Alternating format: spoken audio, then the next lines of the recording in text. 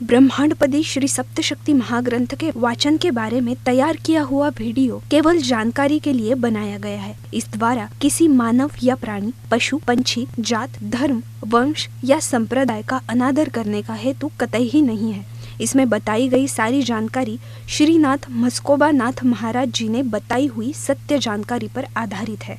ये वीडियो नाथ भक्तों के लिए है, इसलिए इस वीडियो में दी गई जानकारी से दर्शक सहमत हो ऐसा हमारा आग्रह नहीं है। इसलिए इस बारे में किसी भी शंका का समाधान करने का सवाल ही नहीं पैदा होता है। धन्यवाद। अपने पसंदीदा YouTube चैनल हिंदू धर्म ब्रह्मांडपदी श्री को सब्सक्राइब करें, वीडियो को लाइक और शेयर करें और हमारे नए नए वीडियो की सूचनाएं प्राप्त करने के लिए बेल आइकन का बटन दबाना न भूलें। प्रेम मस्कोबा नाथा, जय जय श्री राजा भाऊ नाथा।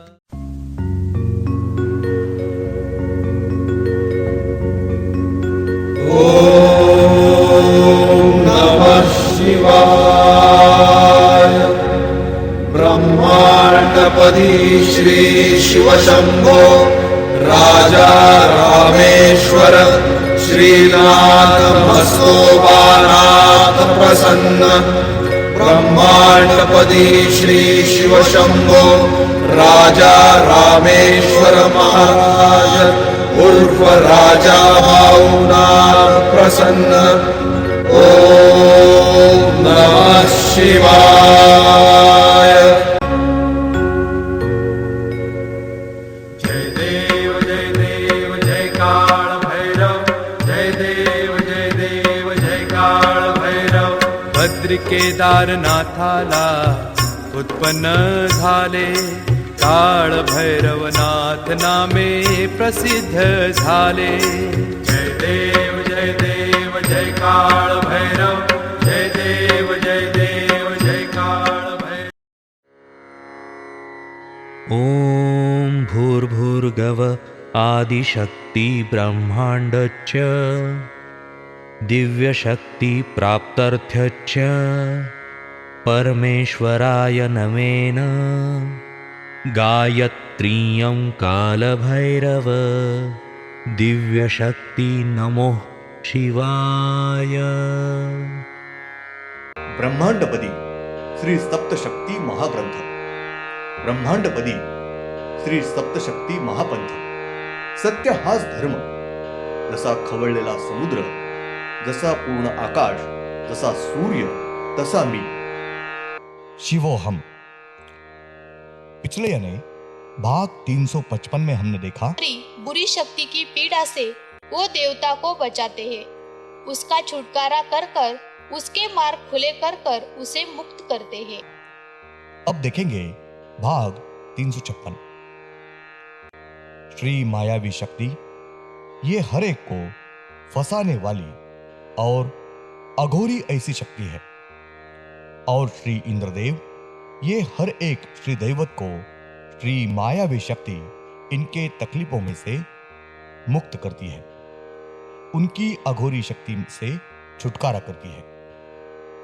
वैसा श्री इंद्रदेव ये प्रयास करते हैं, उसके साथ महत्व का ये यानी पृथ्वी के ऊपर से उस श्री दैवत इनको स्वार्थ, लोभ, आशा, भावना, वासना वगैरह होने नहीं देते हैं।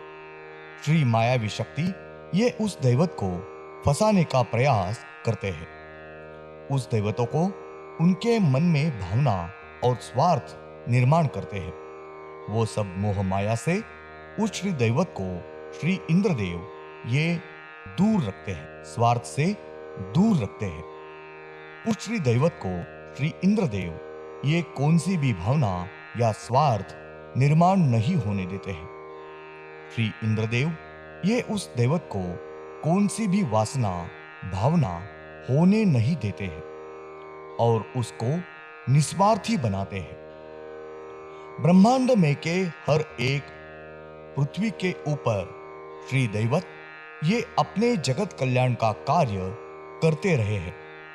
वो श्री दैवत अगर साधु संत वगैरह होते हैं, उस सब को श्री इंद्रदेव ये उनके संपूर्ण आयु में कुछ भी कम नहीं पड़ने देते हैं।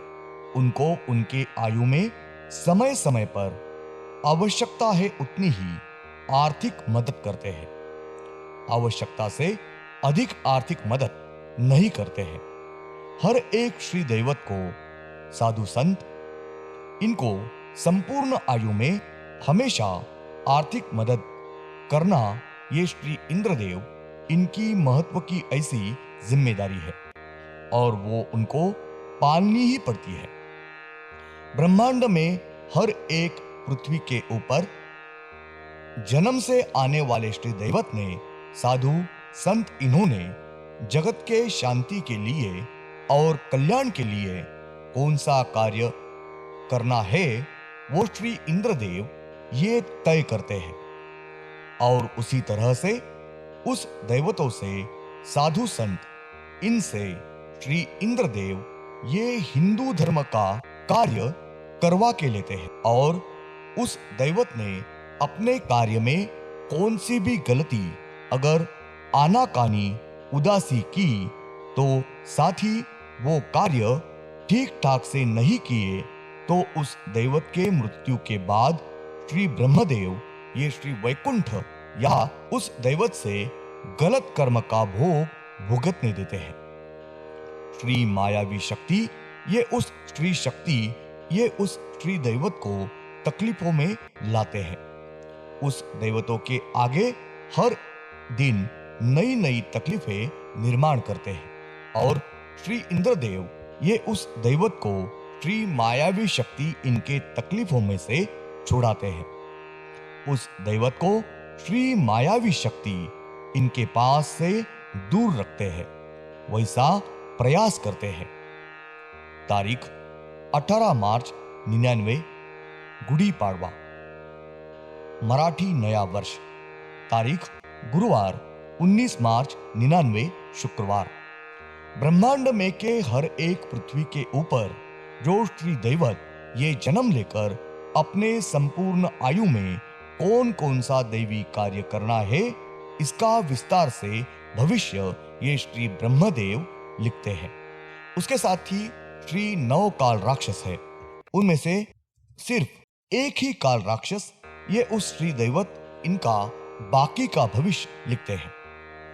उस श्री दैवत इनका व्यक्तिगत निजी आयु में जो कुछ अलग अलग घटना घट रही है उस सब घटना का भविष्य ये श्री काल राक्षस ये लिखते हैं और उस श्री दैवत के आयु में वो दैवत कौन कौन से दैवी कार्य करने वाले हैं इसके सब भविष्य ये श्री ब्रह्मदेव ये लिखते हैं।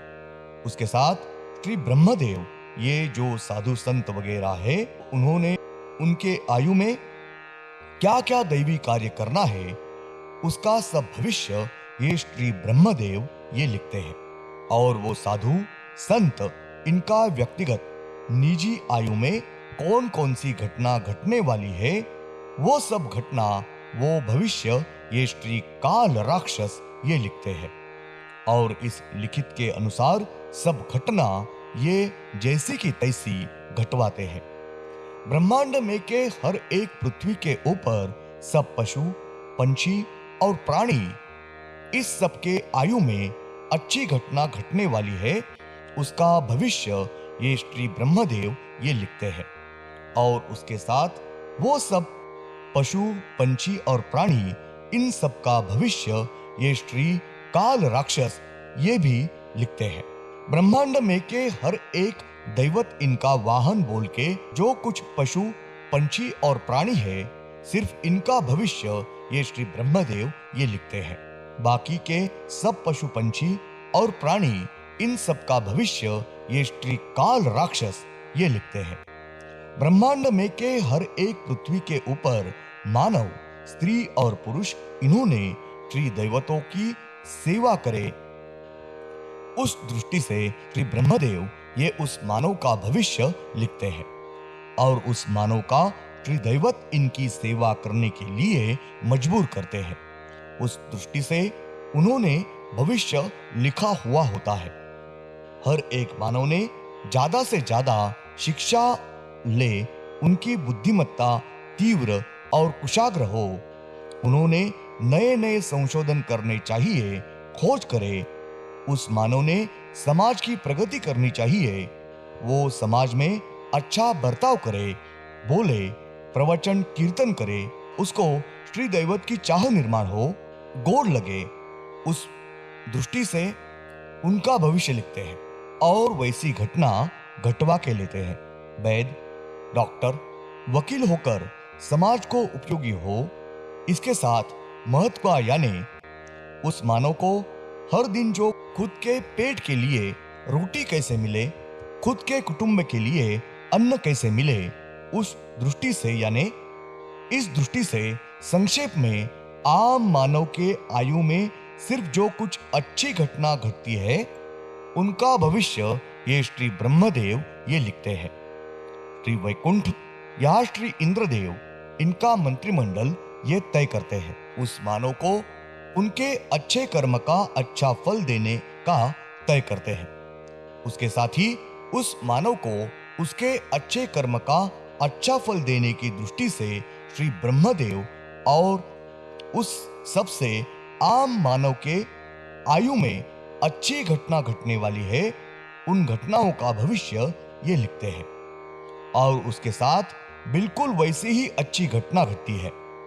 उसके साथ उस मानव के संपूर्ण आयु में जितनी कुछ बुरी घटना घटती है, उस मानव को तकलीफ होने वाली घटना घटती है, उस सब का भविष्य ये श्री पाताल यानी नरक यहां लिखते हैं। ब्रह्मांड में के हर एक स्त्री और पुरुष, इनका सिर्फ अच्छी ही घटना भविष्य श्री वैकुंठ या श्री ब्रह्मदेव ये लिखते हैं।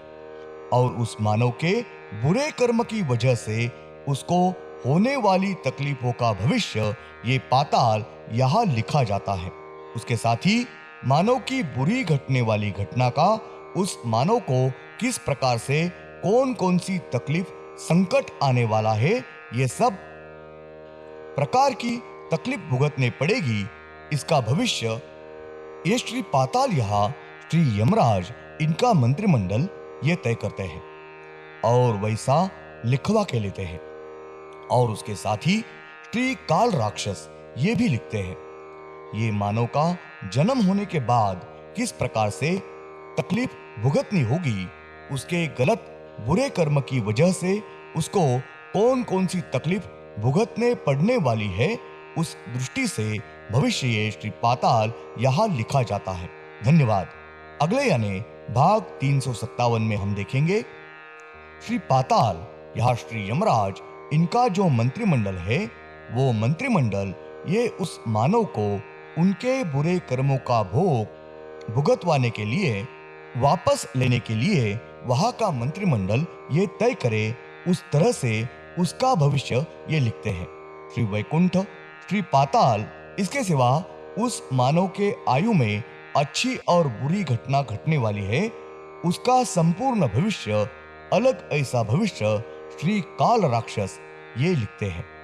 संक्षेप में एक आध मानव ये उसके आयु के बीच के अच्छा जीने लगता है, बुरा बर्ताव करता है, उसके कर्म का फल ये पहले उसके बुरे कर्म का फल ये श्री पाताल यहाँ उस मानव के नए आने वाले आयु में जो तकलीफदायक घटना के बारे में भविष्य ये श्री पाताल यहाँ तय करके उसी तरीके से लिखा जाता है।